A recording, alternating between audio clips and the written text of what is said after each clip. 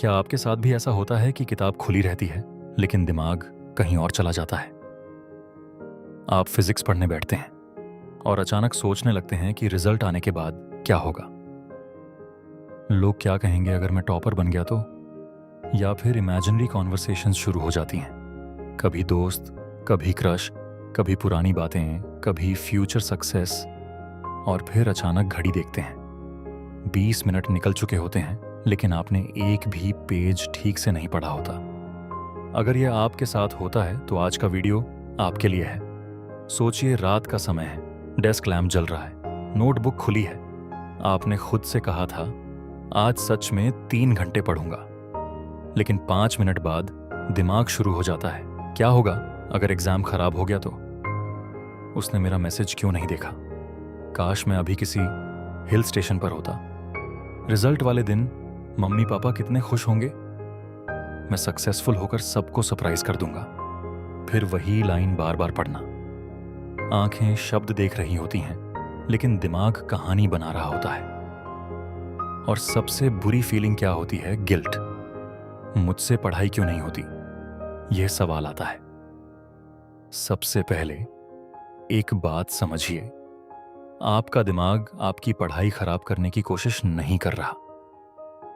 जब हम पढ़ाई करते हैं, खासकर डिफिकल्ट चैप्टर, तो दिमाग को मेंटल एनर्जी खर्च करनी पड़ती है।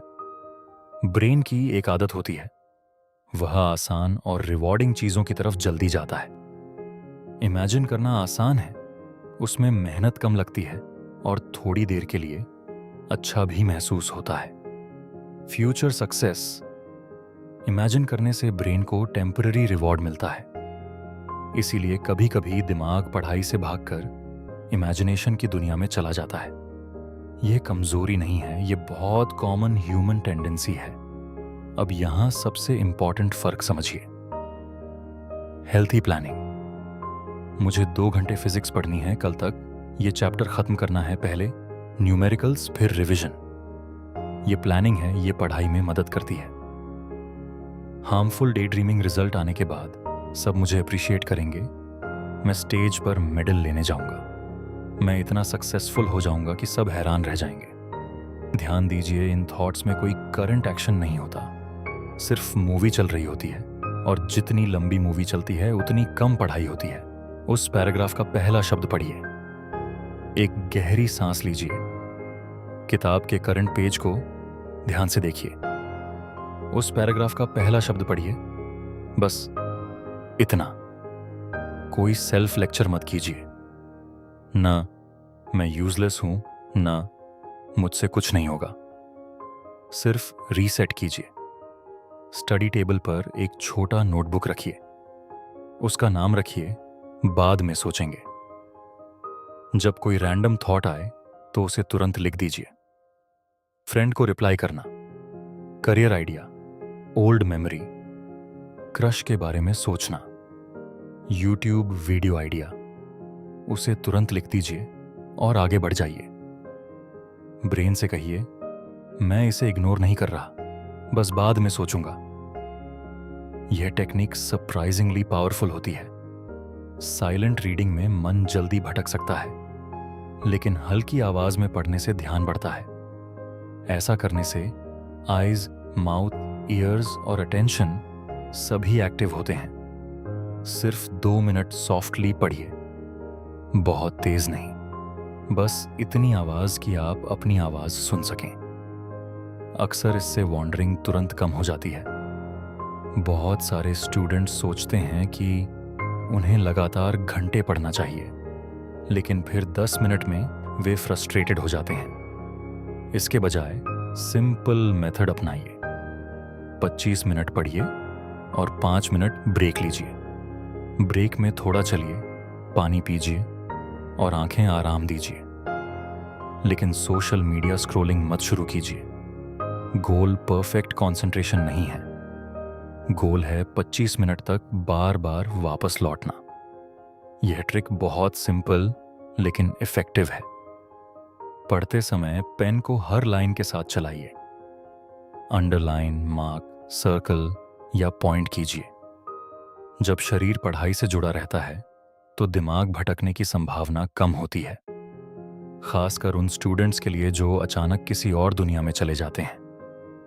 मान लीजिए एक स्टूडेंट मैथ्स पढ़ने बैठता है और क्वेश्चन 1 खोलता है। 3 मिनट बाद दिमाग शुरू हो जाता है। अगर इस बार अच्छे मार्क्स आ गए तो फिर पेरेंट्स की खुशी और फ्यूचर इमेजिनिंग चलता है। पहले वह खुद पर गुस्सा करता था और कहता था कि वह फोकस नहीं कर पाएगा। अब वह नया तरीका यूज करता है और पहले एक बात नोटिस करता है, ओह, मैं इमेजिन कर रहा हूं। फिर वह नोटबुक में लिखता है, रिजल्ट वरी। एक डीप ब्रेथ लेता है, वापस क्वेश्चन 1 पर लौट आता है। याद रखिए कि फोकस का मतलब कभी डिस्ट्रैक्टेड ना होना नहीं है। फोकस का मतलब है डिस्ट्रैक्शन के बाद जल्दी वापस लौट आना। अब मैं आपको एक छोटा 7 डे फोकस चैलेंज दूंगा।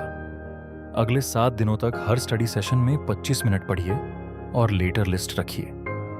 काउंट कीजिए कि माइंड कितनी बार भटका और खुद को जज मत कीजिए। 10 सेकंड के अंदर वापस लौटने की कोशिश कीजिए। शुरुआत में हैरानी नहीं कि माइंड इन बार भटकेगा। इंप्रूवमेंट का मतलब यह नहीं कि माइंड कभी नहीं भटकेगा। इंप्रूवमेंट का मतलब है कि भटकना जल्दी नोटिस होना और वापस लौटना आसान होना। अगर आपका दिमाग भटकता है तो इसका मतलब आप कमजोर छात्र नहीं हैं। यह सिर्फ इसीलिए है कि आपका दिमाग इंसानी दिमाग है। हर स्टूडेंट कभी डे ड्रीमिंग, ओवरथिंकिंग और अटेंशन वॉन्डरिंग अनुभव करता है। फर्क उन लोगों में होता है जो भटकने के बाद खुद को कोसते नहीं, बल्कि धीरे धीरे वापस लौटना सीखते हैं। मैन प्रवाह पर आपको स्टडी फोकस, ओवरथिंकिंग रिलीफ और गाइडेड फोकस हिप्नोसिस सेशंस मिल सकते हैं। आज का वीडियो यहीं समाप्त होता है। अगर आपने यहां तक देखा है तो नीचे कमेंट में लिखिए 7 डे फोकस चैलेंज स्टार्ट। और आज रात सिर्फ एक चीज याद रखिए, परफेक्ट फोकस नहीं बल्कि फास्ट रिटर्न ही असली फोकस है।